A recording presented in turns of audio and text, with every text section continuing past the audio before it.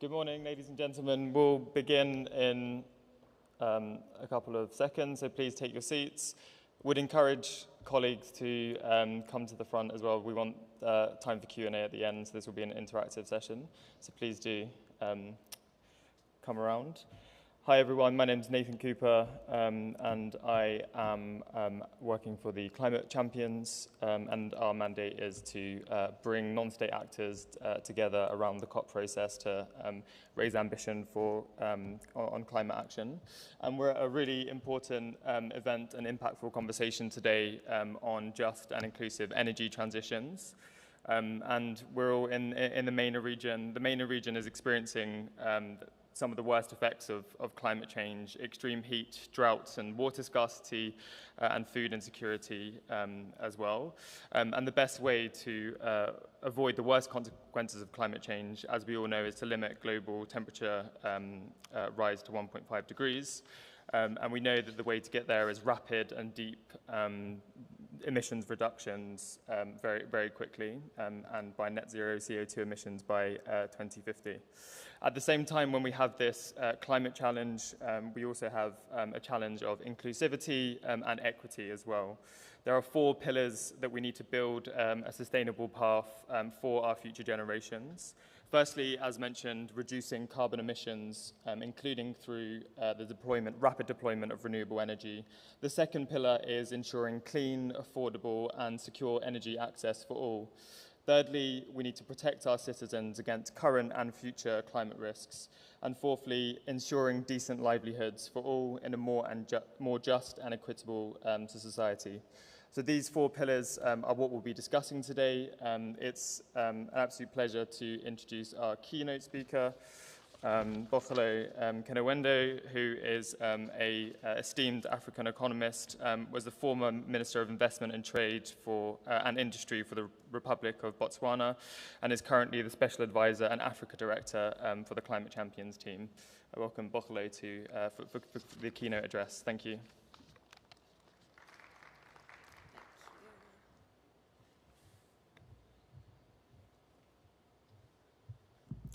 Thank you, Nathan. A very good morning to you all.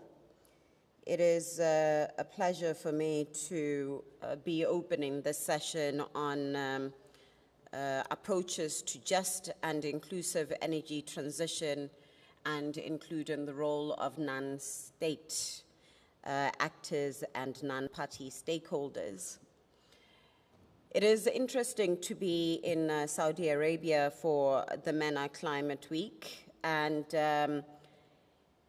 it is interesting to also just note how MENA is a very classic illustration of how energy injustice cannot be separated from other social ills such as conflicts, political instability, social exclusions, and extreme vulnerability to climate change. The MENA region is home to the world's highest exporters of oil and natural gas. However, despite its vast oil and gas reserves, it is also home to a significant portion of the world's energy poorest people. About 65 million of the 214 million people living in the region have no access to energy and to electricity, while an additional 16 million suffer from prolonged power outages and undersupply. These are real challenges that have necessitated for us to engage in conversations around just energy transition in the MENA region. And when we think about just energy initiatives, we need to think about them being more inclusive, comprehensive, fit for purpose, in order to really make them just. It is the piece that is just, that deal with justice in climate action, that we would like to focus on in cooperation towards inclusivity of energy production and access. We need to make them comprehensive, going beyond energy and towards economy-wide transformations, including the hard-to-abate sectors and our food ecosystems. We need to make them inclusive in going beyond a selected set of countries towards a general framework that is applicable to all developing countries in a regionalized and localized manner. And in inclusivity, we need to also make sure that the most vulnerable of populations, those that are ordinarily not even brought into the discussions, are fully brought into the tailoring of just transition plans.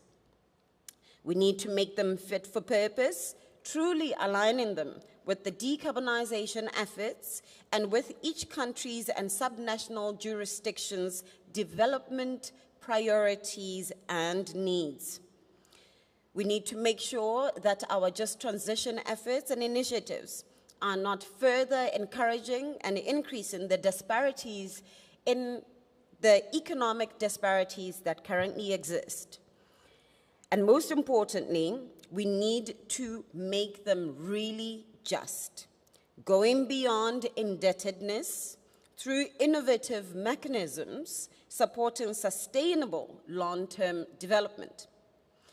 To stay below the 1.5 degrees, we will need to reach an unprecedented scale of low-carbon investment, particularly in emerging markets, developing economies, and in the hard-to-abate sectors, especially those sectors that have synergies with developing strategies and needs, as well as in those that are necessary to support global decarbonization. Just transition is not only about access, it's not only about a decarbonization agenda, but it's also about efficiency of the energy system and the energy sector. It's also about the cost that is associated with access. It's not only about production, it's also about getting the electricity to the last mile. And reducing capital cost is the single most relevant factor needed to unleash the competitiveness of a vast number of developing countries towards clean energy and clean industry transformations that we need to support in low emissions development. We encourage innovative ways of public-private collaborations to plan, finance, manage, and execute just transitions and non-party actors from finance and the real economy sectors to take a proactive role in these discussions and efforts that are focused also on supporting subnational governments and local communities. This means that we need to mainstream a just transition approach into all our non-state actors' decarbonization efforts, regional development efforts, planning and target setting with adequate metrics to track progress, including that of the workforce, fiscal stability, trade balance, equity, and diversity aspects. All of this contributing to minimizing the potential negative impacts of energy transitions and leveraging the potential benefits, propelling ambitious mitigation efforts, leaving no one behind. So existing initiatives are broadly set in the right direction. A country-led, multi-dimensional, and multi-stakeholder approach is needed to accelerate mitigation, focusing on each country's needs, constraints, and circumstances, addressing also the social and economic challenges associated with clean energy transition. The key issues that will be discussed today include cooling and grids development from resilience and mitigation approach, energy access, clean cooking, infrastructure resilience, energy and water nexus, capacity building for transition planning and for national pricing and non-pricing mechanisms, R&D, the role of investment in emerging technologies, economic diversification and livelihood resilience, workforce upskilling and reskilling, transition and distribution grid improvements, direct investments, as well as capital cost reduction. As the CCT, with the support of many of our stakeholders, we're working on the development of a collaborative framework to make these transitions comprehensive, inclusive, fit for purpose, and really just, as I have mentioned. And under this Just Energy Transition Collaborative Framework, which non-state actors will deliver efforts focused on investments, not aid and not debt, and de-risking to deploy impactful and inclusive projects for local communities with a broad approach to just transitions. It is important that the Just Energy Transition Collaborative Framework package should include regional collaborations and consultations during the climate weeks like today, a compilation of case studies on the role of NPS in fostering JET in local communities, an inception document that will be led by our team and co-written by other research institutions based on in developing countries. A white paper will lay out the framework and terms of reference of JETCOs, including the scope, the eligibility criteria, adequate metrics to track progress, and a pre-selection of subnational, regionally balanced pilot projects will be announced at COP28. Ideally, they will be extracted from the project compendium that we've been running since last year. The conclusions and the learnings from this dialogue will feed into the design and the definition of Just Energy Transition Collaborative Framework by identifying the potential elements to define the rules of the game, each player's role and responsibilities, and how to ensure that these projects produce the intended impact and also add into the global stocktake, the first of many, which I hope that you will all adequately contribute to. Once again, thank you very much for having me, and I wish you very fruitful deliberations. Good morning.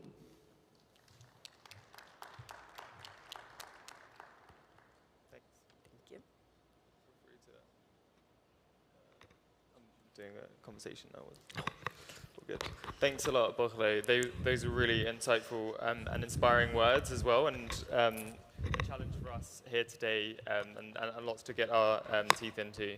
So before I introduce the esteemed panel, we really wanted to make this a human-centric conversation, and no better way to kind of frame really what's at stake here is by having a representative of young people and youth. So it's a pleasure to be here on the stage with Benjamin Strzelecki, who is the co-chair of the Student Energy Summit 2023, which is one of the world's largest student-led conferences on energy. I won't introduce your multiple hats, Benji, maybe you can do that, but let's please just kind of frame up the conversation here today, particularly from a young person's perspective.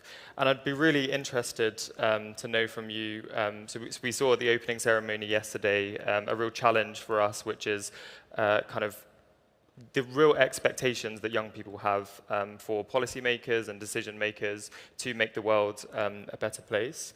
And how do you see, Benji, the kind of change in expectations of young people in decarbonization agenda, but then specifically on kind of engaging in a just energy transition as well? Thank you so much, Nathan, for having me, and big thanks to the High Level Champions team for hosting this important conversation. And indeed, it is so important to start a conversation about just energy transition with talking about young people. So young people, people below the age of 30, are currently more than 50% of the world's population. And here in the Middle East and North Africa, it is one of the highest share of anywhere in the world. This is why talking about the role of young people in energy transition is a must. It's not an addition, it's not optional. It is because young people are the workforce of today and tomorrow. They are the decision makers, they're the important beneficiaries of energy transition and critical stakeholders to consult in any part of this process. So that's why I was so happy yesterday at the high-level opening ceremony that the welcome remarks from the host country and the UNFCCC Secretariat were followed immediately by remarks of young professionals, young engineers working here in the Kingdom of Saudi Arabia on decarbonization solutions. Because this is something we're seeing across the world, but sometimes young people don't get the platform and the credit for the fantastic work that they do. So definitely a big credit to the host country for featuring those young people and giving them the platform to speak to the decision makers. And this is really what we are trying to do with the different organizations that I work with. So to answer your question about how young people want to be involved, do they want to be involved? We're definitely seeing that across the world, where young people, through their career choices, are really being true to their principles and the priority that they put on climate action and energy transition. Through their choice of university majors, internships, apprenticeships, and then jobs, young people are showing all companies around the world, as well as government, nonprofit organizations, that they prioritize and value credibility and integrity in pursuit of energy transition. So when we talk about non-party stakeholders, because this is what this dialogue is about, it's very important for all actors to show how their commitments to decarbonizations are supported by actions.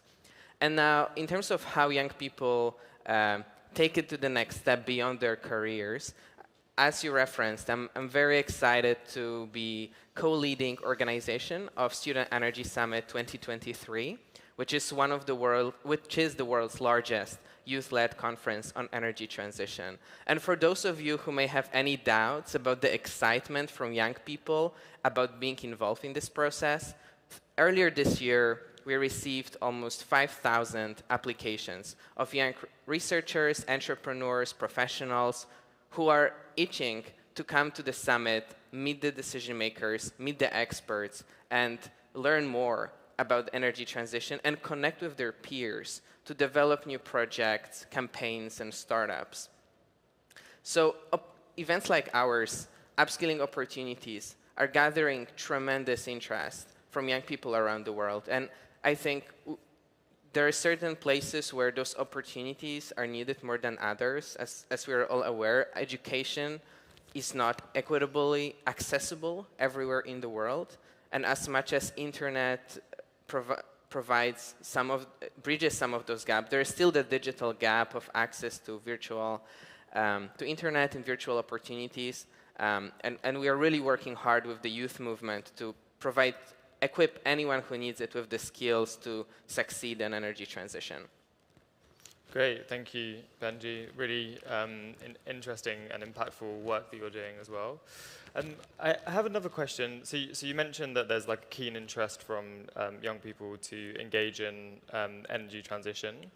And often when we think about climate action, energy projects, renewable energy projects, or others are often very top-down and big, almost industrial projects. So I just wondered, from your kind of engagements with young people and leading young people, what are some of the tangible ways that young people are expressing how they want to get involved in kind of energy projects and climate projects as well? Yeah, this is a great question, because I think for any climate activist, regardless of their age, or person who cares about climate and energy transition, I think there is this question of, how do I bridge the impact on my individual level with the massive scale of the transition that is required, the hundreds and thousands of gigawatts of clean power that need to be deployed, the hundreds of thousands of tons of green hydrogen that need to be produced, and the transformation on this global scale. And so how I, as an individual, can fit into it and how I can make an impact. And I think when we look at careers of young people, it's really hard to expect that anyone's in the first year, 2 or 5 of their career are really going to be able to move projects on that scale. But what is important is that we instill in young people the confidence that they can be credible change makers in their communities and in their countries. One model that I would like to cite that is quite popular in the United Arab Emirates, where I currently live, is the model of youth councils that was championed by Her Excellency Sham al-Mazroui, who was then Minister of Youth, currently the Youth Climate Champion of COP28. And so the idea of a youth council is that in your organization, you invite young people to form kind of their intrapreneurs. They're people who innovate within their existing company. They're still often at the entry-level jobs, but you give them a platform to work together on projects to implement within the framework of their organization. Because on one hand, we do want to respect this organizational hierarchy and those years of experience of senior level management.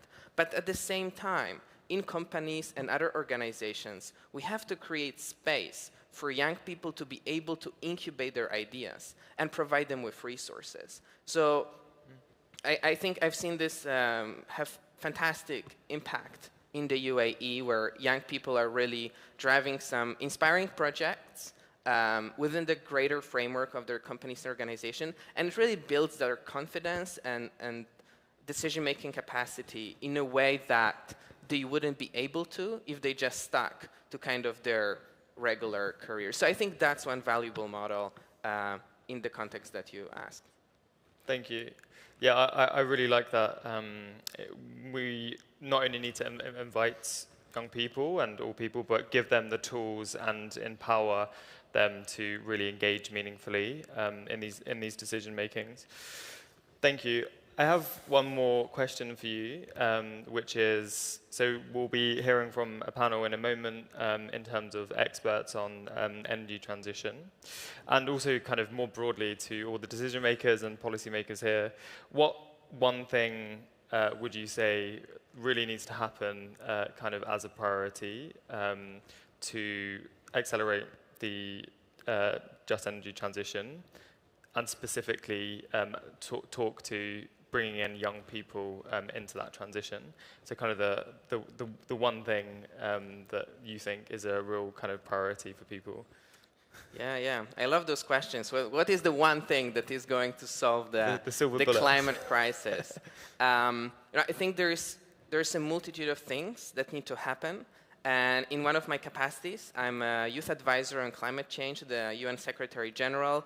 And Secretary General has been very strongly advocating for his climate ambition acceleration agenda that entails a number of goals that need to be met. They're backed by science, and there's an urgent need for implementation of those targets that include no new exploration for oil and gas reserves, because we know from the IEA that the current existing capacity is sufficient to supply the needs of the world if we want to respect the goals of the Paris Agreement.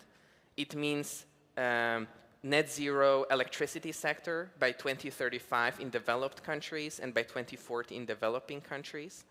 It means overall economy-wide net zero targets, net zero economies by 2050. So these are the overarching goals. This is our North Star. Now, when we talk about linking this to the energy transition, to the just energy transition, I come from Poland, a country where 80,000 people are directly employed in coal or coal-related industries. So from my backyard, I'm very much familiar with the context of social difficulties that come with trying to reduce one of the important parts of our economy for the sake of new technology. And what we are seeing in Poland is that labor unions in the coal sectors, they are aware that climate crisis is happening. They are aware that energy transition is inevitable. But no one wants to voluntarily give up their job. What we need to do is we need to work together across sectors to create a democratic mandate for this transition. And what we've been seeing in a number of countries now is that they support the net zero targets, and then a few years later, a new government comes and they give up on this goal. So what stays is the overall sentiment in the society and the public support. Because as we have seen over and over again in history, once there is this catalytic momentum in society for driving this exponential change, it will get implemented and it will be there. So that's why technological advancement is very important. That's why policy change is critical.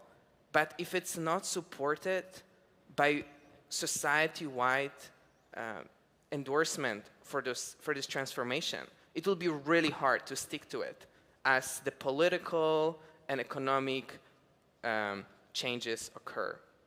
So yeah, it is, I think those targets, those science-based targets backed by society-wide support is really how we'll get there to the net zero in 2050. And I think people are doing fantastic work. Youth movements that I'm a part of are driving this change in their communities and in their societies. We need bottom-up, top-down, and middle-out approach where everyone works together on building this momentum. Great, thanks, Benji. And I think that's a really great framing to pass over to the panel one.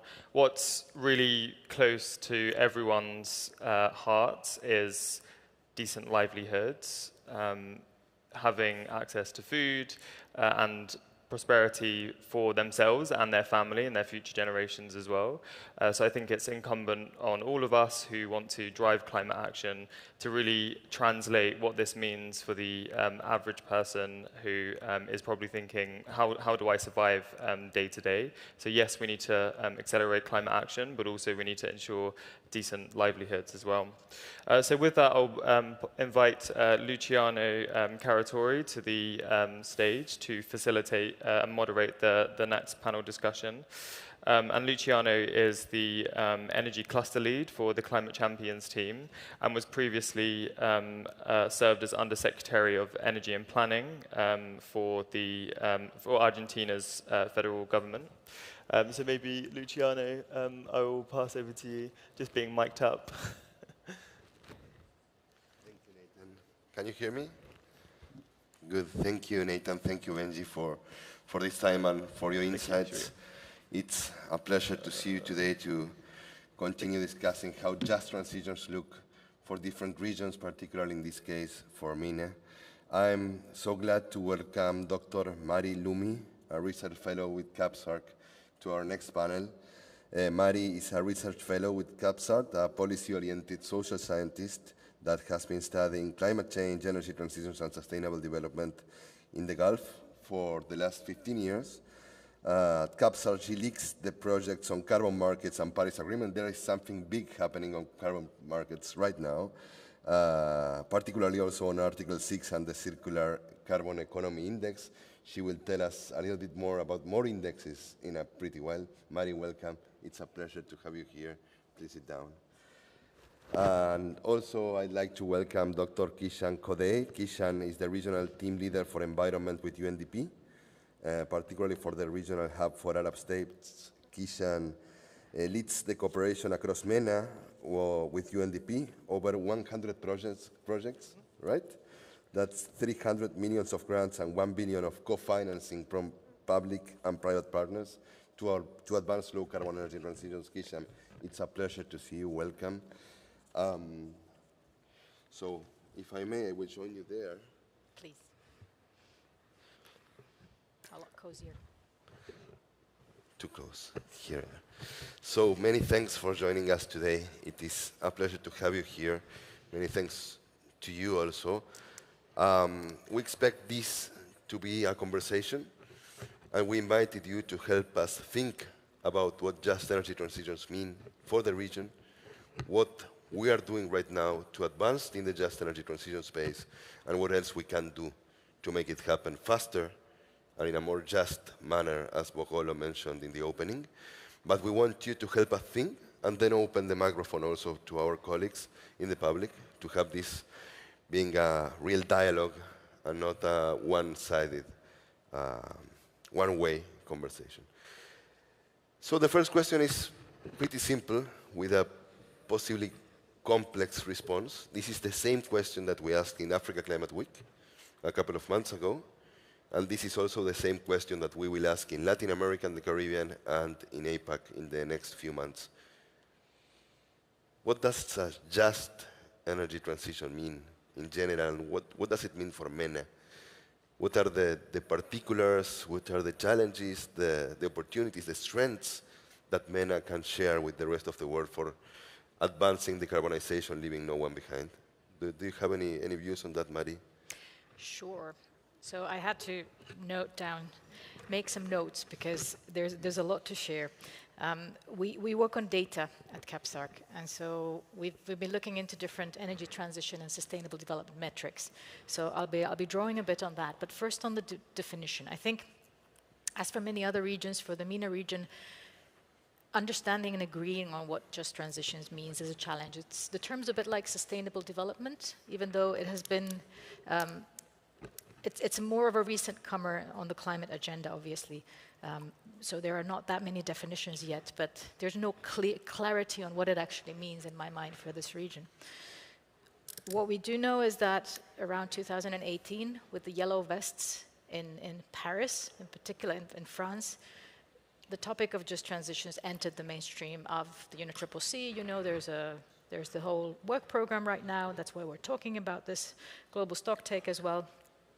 The Paris Agreement already 2015 referred to just transitions, but didn't really define those rather than in terms of jobs, perhaps. So we know it has to do with workforce transitions. The core of just transitions obviously is about how do you transition your workforce within a country. But then we go to Glasgow 2021, and that decision, there is a recognition that some countries need support in doing that. And since we're in this region, a very diverse region, I think that needs to be also factored in. There's countries that really do not have the means or the financing to be able to transition justly. So that's an equity dimension there as well. And that brings us to the third area, which is finance. It's a key enabler, I believe, of just transitions. So workforce transitions, but slightly broader than that. Now, what are the key elements? And this is where I'll bring in from two indices. CAPSARC, my research institution, has developed a circular carbon economy index. The concept of circular carbon economy, if somebody is not familiar, means essentially use all the possible approaches and technologies when you strive to get to net zero. It's as simple as that. Don't exclude any technology. On that index, we rank 64 countries and 14 MENA region countries, and we do that every year. There's another index led by a think tank in Dubai called the Mohammed bin Rashid School of Government, which tracks the SDGs in the Arab region. So from those indices, we had an event yesterday, and we identified a few things. One, of course, this is a diverse region, so just transitions mean different things for different countries. There's countries that do not have the money. There's countries that have large oil and gas sectors. So obviously the transition challenges are very different. But there are some key factors, key elements where there are big gaps. So I'll talk about gaps very briefly before handing over to my colleague Kishore. The biggest one for some countries is poverty. You have to eradicate poverty before you can even talk about your workforce. Also, overall, the economies are quite not diversified still. They are very energy intense. That means the scale of the transition challenge to greener economies is a big one. Human capital is another challenge. In some of the GCC countries, it's a bit better when you look at global metrics, but human capital overall is not on par with the global level or global average. Education is also a challenge, youth employment, gender equality, R&D investments. These are the main ones. And so it's essentially, if governments invest in these, what has to be in mind is having a transition-ready workforce and society. But then there are the finance side as well. So 3 very quick data findings on that. One is there is a financial development index that we factor into these indices. And that shows that the MENA countries are overall pretty okay when it comes to development of their financial institutions on average. However, they lag significantly behind the world or certain leading economies at least, on what we call CCE investments. So all the energy technology investments that you need to get to net zero. And they're also not able to raise and attract ESG finance. So these are areas where they do need to work on the government's putting in the money, but also working on the enabling environments to attract the finance and get it to the right places. Thank you, Mari. I have some more questions about the index and how this evolved in time, but I will get back to you as soon. Any thoughts? Yeah, absolutely. So, I mean, one of the unique things, in the MENA region, of course, is that it's seen some of the fastest poverty growth rates globally over the last decade. Largely, obviously, because of conflict. It has the world's largest numbers of refugees and IDPs, which has been progressive emergence over the past decade, but continuing as we do. So, I mean, in terms of achieving an energy transition, we've seen, we're launching this week, by the way, a regional report called the Arab Future Energy Index Report, which we're launching tomorrow. And this actually highlights the trends in the region on the energy transition. Let's say there's 5, 6, 7 countries that are the bulk of major investments happening in the region: Morocco, Egypt, Jordan, UAE, some others. Not so much positive levels of investment or expansion of renewable energy in a big way in places like Yemen, Palestine, Somalia, Sudan, Lebanon, the list goes on, in terms of fragile and crisis-affected countries in the region. So from the UN Development Programme's perspective, we're investing a lot. You mentioned in the introduction about our expanding levels of grant assistance in the region, and how what we do is we use that grant assistance, those local projects, as a way of crowding in other partners in finance. So bringing in public and private finance co-investments, using that grant as a catalytic force. And so we're expanding programming in exactly those places to actually close the energy gap for the poor and displaced communities in the region, to make sure that climate action can actually leave no one behind and bring benefits. These are not just benefits in terms of energy for the sake of energy, but it's solar solutions for powering schools, clinics, irrigation for farmers. And so I think there's a big thing to be said in terms of achieving an inclusive transition by making sure that we indeed leave no one behind in this scaled up levels of finance. And to do that in a way that, that really builds community capacities. And community empowerment and resilience in that process. I think that's one piece. Another piece I would say is definitely in the process of developing policies and plans around the energy transition is one of the key roles that UN Development Programme is playing as well in the region, is the upstream support, working with governments on their national strategies and plans for 2030, including around climate change and energy. And when we talk about an inclusive process and having participation, access to participation and information in that process for communities, to actually make sure that indeed all parts of society are reflected in these future-looking plans for energy expansion. Thank you, Hisham. And building on your previous response to both, I wonder how are you seeing the change here?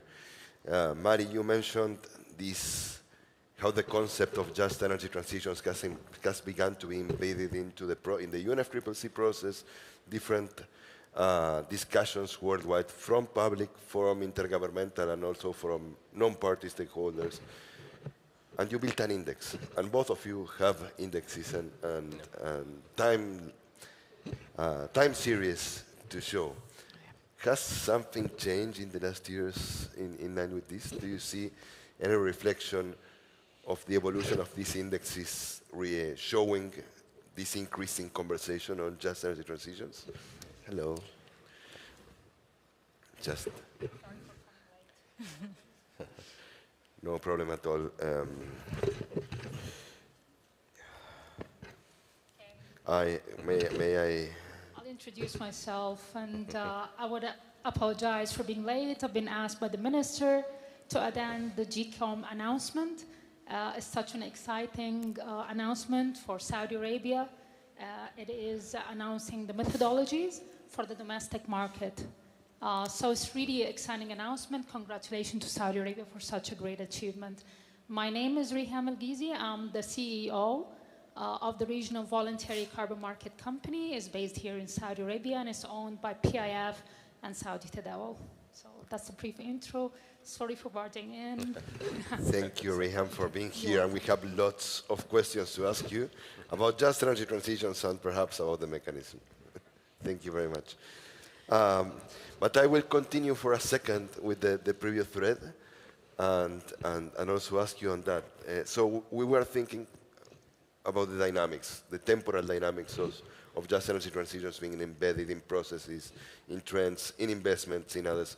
Are you seeing any change during the last years on that? Are we rebranding something that was already there as just? Look, so obviously, at the core of the sustainable development, you have the social, economic, and environmental. So the social has always been there. So that's a quick answer. In terms of time series, these both indices have been only there for a few years. And when you have 10 years of data, like some other energy transition indices, then you can start saying with confidence whether things are changing. A few quick observations. What these indices do tell. One is the Circular Carbon Economy Index.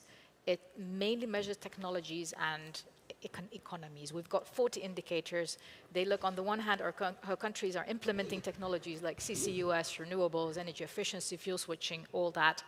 But it also includes around 30 indicators on enabling environments, including finance, technology, and there, when we look at the total CC index scores for the MENA region, they are wide apart. There are some countries that are doing quite well. We have the UAE, Saudi, and Jordan above, and Qatar above the median, but all the others are below the median. And what that tells us is that this region, overall in the transition, still has a long way to go. Now, the SDG index obviously looks more at holistically at sustainable development. There are 100 indicators divided across the 17 SDGs.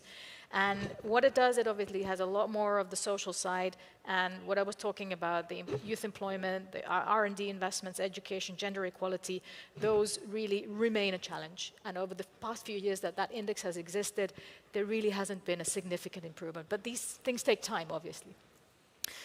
There, the leading countries in the Arab region are Jordan, Tunisia, and the UAE. So if you were listening carefully, you heard the UAE and Jordan mentioned twice. So these two countries are there to show they're not leading in the global index on the CCE, but they're doing okay. So I think what this tells us is that, yes, it's not easy, but you can transition to net zero while taking into account all your other sustainable development priorities. It's a huge task, but that's what these indices also, I think, are there for. They show the governments what the task is, I believe. And I'll maybe talk about that in a bit more. Thank you, Mari. And Kishan, we mentioned when we presented you, you manage $300 million in grants, $1 billion in co-finance. Is that changing? Is the trend of projects changing, reflecting these priorities on just energy transitions? Are we rebranding, as I asked Mari, or are we doing something new on that? Right. So, I mean, the region has seen about 25-fold increase in renewable energy capacities over the past decade. It's one of the faster growth rates of renewable energy capacity expansion globally among regions. So that's good. That's definitely a welcome trend. At the same time, there's continued investment in oil and gas expansion, in new exploration globally, as we know from some recent reports on the road to COP28. That's keeping pace, I would say. There's significant expansion globally and in the region. So there continues to be approximately 7% share in the power mix in the region for renewable energy, meaning 93% non-renewable. So there's still a huge way to go. If we look at the 2030 targets, I think countries have set ambitious targets, actually, for 2030 in terms of the energy transition. But most of that ambition is still to be achieved over the next several years. And so this is indeed the focus of much of our cooperation, is accelerating that. It's about policies, institutional capacities, partnerships, including, as we discussed before, with engaging community action as well. And so I think in terms of advancing, there's definitely some positive trends on renewable energy expansion, but it's not necessarily replacing fossil fuels. It's very much, so here in the Gulf, just as an example, I think probably less than 2% of the power mix is from renewables still, just as an example, or whatever the actual statistic is nowadays, but it's something like this. It's a small share that's renewable, despite the very important projects that are coming about, big projects that are coming about. So there's a long way to go by 2030. I think the carbon markets are one important element of that, to try to mobilize the market, the private sector, to scale that up and meet those 2030 targets. So a lot of work to be done, I think, in these few years to scale up. Thank you. Thank you very much. And I want to catch up with you, Riham, to bring you to the previous conversations we had with our colleagues also, and try to bundle both questions in one. So the first question was, what just energy transitions mean for MENA? What makes them different, or just maybe through factors that are not taken into account in other regions, or that are particular for this one? And I want to ask you, and that's an unavoidable question, who launched the first carbon market in the region some years ago? And you are pretty active in the space, and there is increasing interest in how this can foster just energy transitions aligned with national and regional priorities. What does just mean for the region, from your point of view?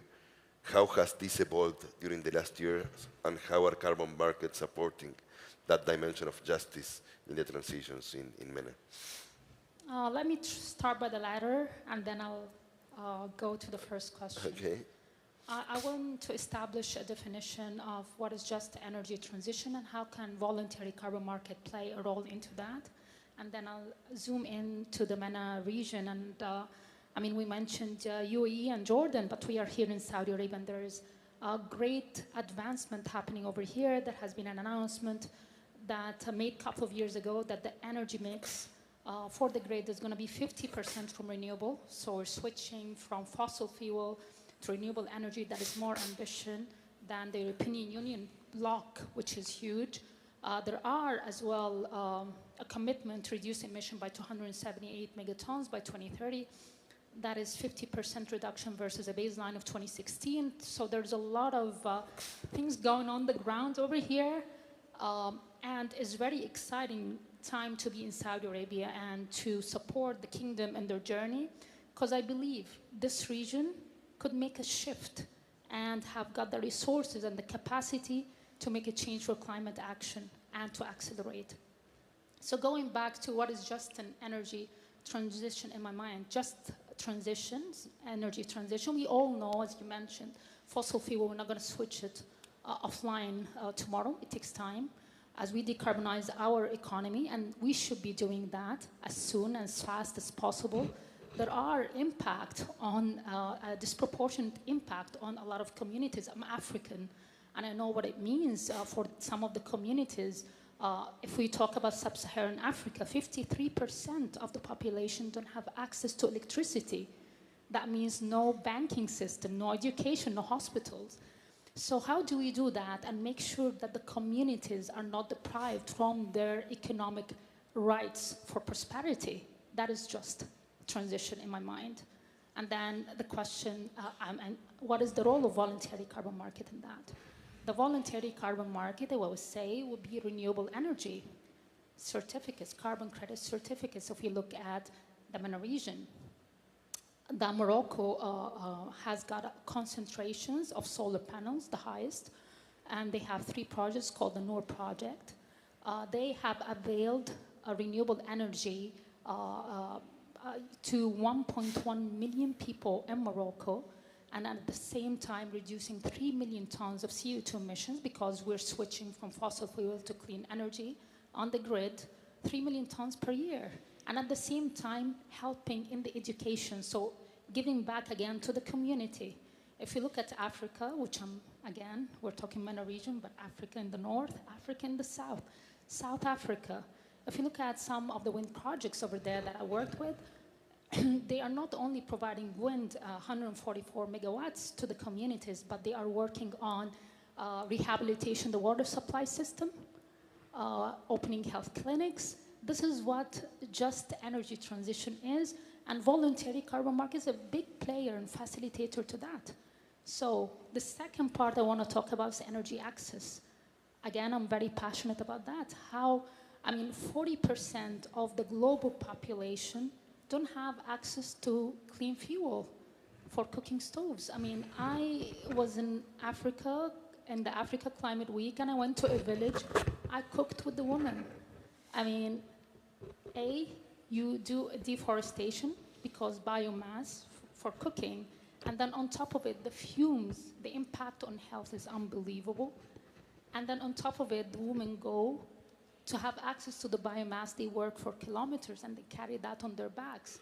So you see, having clean cooking stove is a very important one, and having access to clean cooking stove is facilitated by the voluntary carbon markets. When we offered, in the last auction we had in Nairobi, we offered 4 projects, one from Rwanda, Burundi, Ghana, about cooking stove for schools, for different communities, and that where the voluntary carbon market can play a big role in facilitating energy access and helping communities. Now, as we talk about the MENA region is a very important region, and it could be a hub, having the resources, having the capacity and the capabilities to be a player, big player in clean technologies like renewable energy, solar, and innovative technology like hydrogen, and there will be a hub. So how do we do it in a just way for this region? We need to reform our education systems, create new green jobs, make it as an incentive to transition. I see green economy as an opportunity for the region, because this region is going to be impacted, is more vulnerable than any other regions. I mean, the studies showed that in Saudi Arabia, by 2100, the impact of climate change would be 5 to 6 degrees Celsius. That is unbearable. So we need to adapt, we need to move on, and we need to change and upskill our labor force, create green and invest in green jobs, and so on and so forth. This is how MENA region could play a big role in the energy transition, just energy transition. Thank you, Riham. And it sparks a new question, maybe for Kishama and Mari also. It is clear what non-party stakeholders are doing, their role in carbon markets, in voluntary carbon markets particularly, and how this can help develop projects that otherwise wouldn't be there. And we discussed with Kisham about how the nature of projects and the different roles in projects has evolved during the last years. We learned a lot in Africa Climate Week in this dialogue. We held, as I mentioned, a similar dialogue to this one. And it feels like non-party stakeholders will take and are taking different roles in different regions to foster that. Sometimes investment related to to the justice dimension of energy transitions is mostly left to government, and it is a challenge that we found to see where the attractive is for the private sector, for example, to invest in that, and where the opportunity is. Where are those opportunities from your point of view, Kisham, Mari? Is there a role for non-party stakeholders investing in just energy transitions beyond carbon markets in MENA? And if you have any thoughts on the worldwide situation also, that's also welcome for feeding our next dialogues. Absolutely. I mean, just a couple of examples of some of the initiatives that we're launching actually on the road to COP28. One is focusing on solar mini-grids. So, there's been this dramatic expansion of large-scale solar farms, of course, in the region and elsewhere. But for many rural communities, these mini-grids, this segment of the solar market is important, because these mini-grids can indeed power schools, clinics, irrigation, and other energy needs at the community level. So in terms of achieving that community empowerment and resilience goal, we're launching a new initiative called the Africa Mini-Grids Program, which indeed touches on the the crossover between Africa and the MENA region. So the Horn of Africa region, for example, parts of North Africa, and that's a partnership between UNDP, between the African Development Bank, and between the private sector. And it's trying to actually scale up investments into this segment of the market that's not seeing enough investment and expansion, this mini-grid segment. And so that'll support at the policy level, establishing new policies that can reduce the risk for investors into this kind of investment, these mini-grids, not as a clear business case sometimes compared to the large-scale projects. So trying to work in complex settings as well, in places like Sudan and Somalia and elsewhere. And that'll then bring in the private sector into scaling up their investments into these kind of technology solutions for communities towards those social development goals. Another example is in Lebanon, where we've been supporting the development of something called the Lebanon Green Investment Facility, which is again a financial platform to bring in IFIs, private sector, to scale up investments into climate action in a way that achieves these stabilization and recovery goals for communities across Lebanon, where energy access challenges have expanded dramatically in the last few years. And another important example that I think is an important one is in Yemen, where communities have had some of the highest energy gaps globally over the last decade during the conflict. And so we have strategic initiatives working with social organizations, communities across the country, on establishing platforms for scaling up solar solutions. Some initiatives that are led by communities, by women leaders in the communities to put in place new solar solutions, again, for schools, clinics, household needs, agriculture, most displaced communities coming from agriculture area livelihoods, stabilization of livelihoods, and having those receiving awards globally, actually. So award-winning initiatives through our partners in Yemen to scale up solar solutions for some of the most poorest communities in the region and in the world. And then taking that to the next level, trying to scale that up. So if we're going to move towards long-term recovery, reconstruction in some of these countries in the region, these fragile and crisis-affected countries, how do we integrate renewable energy solutions into the build-back? Right? So if we're looking toward 2030 targets, renewable energy targets in these 7-8 countries of the region that are fragile, crisis-affected, this is a major opportunity and a need, actually, to achieve these, close these energy gaps, but through solar solutions, which make them more resilient, but also less energy import dependent, of course. And so that's an important economic and social resilience action that we're supporting. Thank you. Any thoughts, Modi? On the role of non-state actors or non-party stakeholders, I've got 3 things I'd like to highlight briefly. One is related to the role of research, so my community. The other one relates to youth, and then the third one relates to business and research together. And all these 3 areas need, in this region, they need government facilitation. They need government support. So we can't talk about non-party stakeholders in this region without talking about the government. I think that's my headline message. On the first area, in terms of research in particular, what research needs is data. When we have data, we can do amazing things. What we struggle with in these 2 indices constantly is the lack of data or low quality, what we suspect to be data that is not quite right. And then that leads to poor decision making if we cannot advise governments based on data that is accurate. And simply, as the saying goes, you cannot manage what you cannot measure.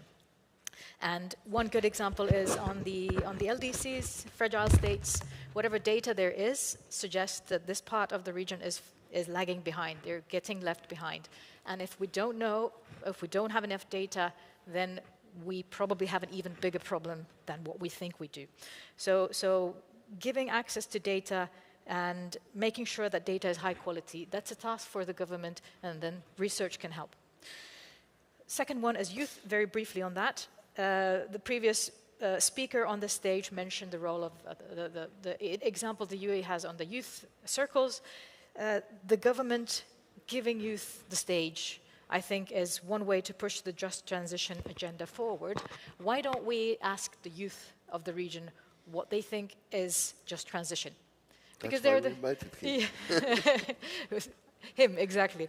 So that's one thing. We need more of that because they are the ones who are looking forward. They're not looking backwards, and that's what we need in this region. We need a new vision. We need to create a future for this young generation. Fourth one is, again, on the indices. The indices are there, and they do have very useful insights. So Governments can use, what governments need to do, they need to establish where the gaps are in just transitions. They're a bit different in each country. These indices can help. They open up for conversations. They're not the end in themselves, but they can help. They can help governments start asking questions and identifying where the gaps are. They can also help governments identify their strengths. In terms of gaps, when there's a gap, then what the governments can do is send the right signal to the market to say, look, this is where we need financing. And that's where a government, again, the governments need to play a big role. And same with strengths, when a government has a strength, it should proactively reach out to other countries and say, let's work together, including with the private sector there. Thank you, Mary. One last question. Thank you very much for being here. I don't know if we can open also the floor to questions, but I have mine. Riham, you have always been at the forefront of these carbon markets dynamics. I wonder, what is the next big thing to enable non-party stakeholders collaboration in just energy transitions? Is there anything in the horizon that you can foresee now? Well, I'm really looking forward to COP28 and the outcomes of that. The market has some challenges. It's a very challenging market. It's not a straightforward one. Setting it up from scratch over here in the region is not easy. But there is an appetite to grow that. There is a push to move forward. But the market globally is having some issues around transparency and integrity. And I think adopting that on a global level, bringing parties and cooperating internationally to bring more transparency to the market, more integrity to the market, and give assurances, because at the end of the day, what this market is designed to do is an incentive to these projects that are otherwise uneconomic. So cook stoves, I mean, the impact of it on human life is huge. The impact of it on environment is huge. So these are very powerful projects that could help communities, could help the environment. So unlocking the quality, unlocking all of that is got a huge potential. I think the internationally traded mitigation offsets, which is the ETMOs in Article 6.2, how do we leverage the trade between countries who's got surplus, like some African countries, and countries who would have shortage of supply. Not every country would be able to meet net zero without removing. Not every country's got the opportunity and the resources to be able to remove carbon offsets from the atmosphere. There are arid regions. What do you do with that? And if you don't have the resources to remove that through direct air capture, so what do? You will end up buying carbon credit offsets internationally from other countries to meet your NDC targets. And this is the inevitable, will happen. So the more early on we connect the dots, the more we tackle. And I find it very healthy, the criticism that comes to the market right now to adjust the course and to correct it is very helpful to push us forward. This country and this region is a region, like what you said, for the young. This is a very young nation in terms of, and I'm talking about Saudi Arabia, I'm not Saudi, but more than 60 to 70% of the population is under the age of 35. They are the future of this nation, and they are the ones who's going to pay the bill for what is happening globally in the climate. So, I mean, the sooner we move, the better to correct and adjust in a very valuable tool, which is the voluntary carbon market. Thank you very much.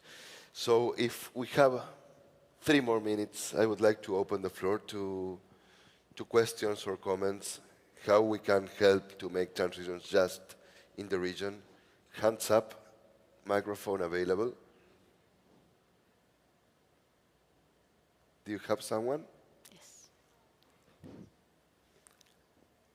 I really can't see.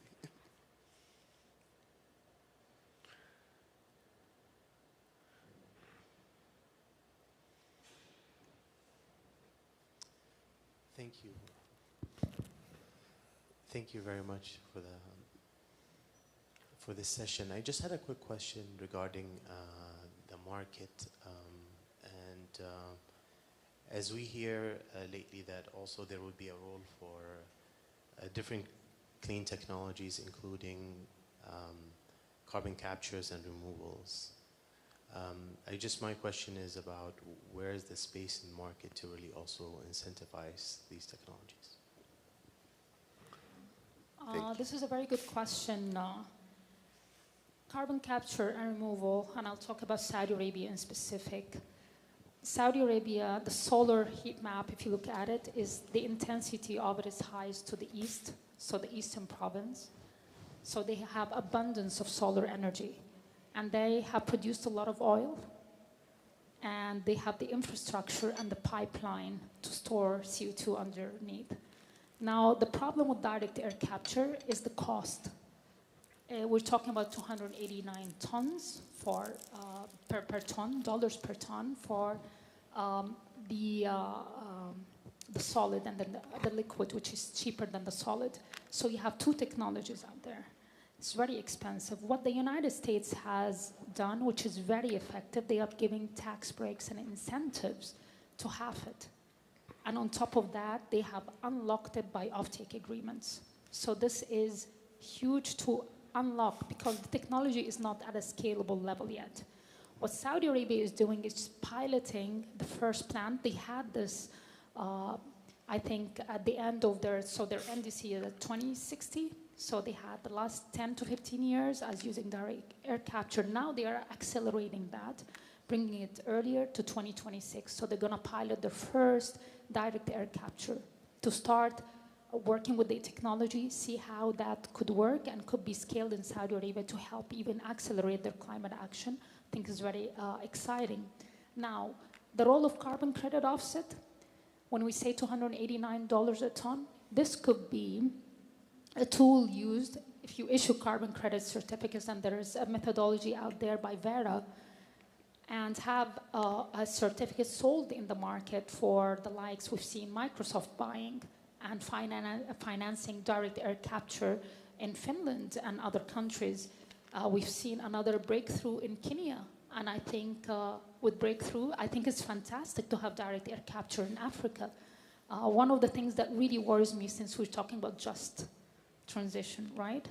That all of these technologies are happening in the West, whereas we here in the global South are left out in Africa and in other countries.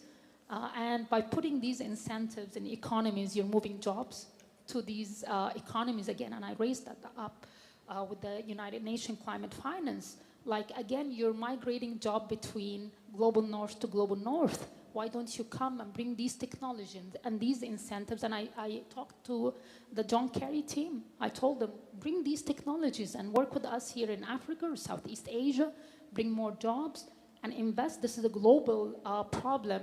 But again, carbon credit offset is a big tool into financing. At the end of the day, carbon credit offset are a financing tool. And this is very important to bring it here, accelerate it, and help create jobs, help the economy, because the most impacted countries for global climate dilemma are in the global South. 99% of the deaths from climate change is in the global South. So this is all I have to say. If I may add a couple of words to that. No, you're obviously the expert in the room on this, but we looked a little bit into the question of carbon crediting potential in Saudi Arabia at CAPSOC last year. So let me be a bit provocative. As you know, there's two types of credits. There's reduction credits and well, avoidance as well. But let's talk about reduction and removals. And reduction means when you are potentially removing. You could think about EOR, so enhanced oil recovery, for example, where you're preventing emissions from occurring. Removals are what Riham, you were talking about, direct air capture. You actually you get negative emissions. And I fully agree with you. That's an area where financing is direly needed. It is extremely expensive per ton. So that's a very promising area. There are, in my mind, some question marks around who would be buying these reduction credits from CCUS. Saudi Arabia has amazing, incredible potential for CCS storage. And I think the example you gave on the US, how they're going through a big scaling up through direct tax incentives and other direct ways instead of the market, I think that's a great tool in that space potentially. But indeed, in the world of Paris Agreement, all countries are potentially buyers and sellers. So that's a question I throw out there, whether CCUS credits, and also we have companies, a lot of companies in Saudi Arabia and the region have set net zero targets. Can these companies become sellers in the market, or will that eat away from their net zero target achievement? So a few question marks there around the reduction space, but I fully agree with you that carbon markets can be a great asset when it comes to the removals. Thank you, Riham and Mary. Do you have any last question? So please join me in saying thank you to our distinguished panelists. Thank you very much, Mary, Riham, for joining us today. Please give them an applause. Thank you. And so for closing, we can stay here, just 2 minutes. I want to share with you, this is a part, as I mentioned, and as Boholo mentioned before, as a series of dialogues that we are holding in different climate weeks. The intention of these dialogues is to feed into the design of a framework to make just transitions not happen, but easier to happen, led by non-party stakeholders, in collaboration, as Mari mentioned, with governments, which is a vital portion of the cooperation between the public and the private sector. What we are looking for is real-world projects to be developed fast, implemented fast, impacting local communities, which are the first to suffer the most negative, and hopefully the first to suffer to make use of the positive impacts of the just transitions. We are looking for real-world projects for companies willing to operate in these projects, fostering several dimensions that are appropriate to the region and to the countries. So we are open to discussing with you and also to receiving proposals and trying to make this happen in a just manner through real investment on the ground. So we are open, we are looking for you. Please engage with us after this conversation. Thank you very much. Have a great rest of MENA Climate Week.